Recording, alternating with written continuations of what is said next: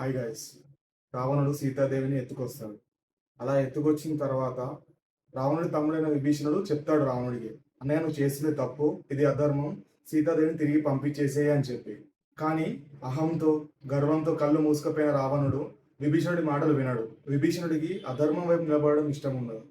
అందుకని రావణుడికి చెప్తాడు చాలాసార్లు, కానీ ఏం ఉపయోగం ఉండదు.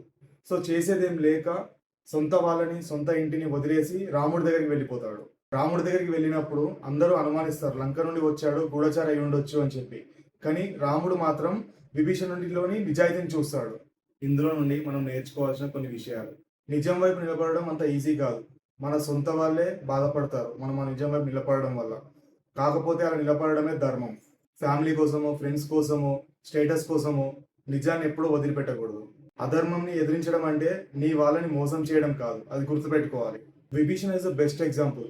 మనం ఎవరి వైపు నిలబడ్డాం అనే దానికన్నా నిజం వైపు, ధర్మం వైపు నిలబడడం ఇంపార్టెంట్ అని చెప్పడానికి. జై హనుమాన్, జై Shriram. Do like, share and subscribe. Thank you guys.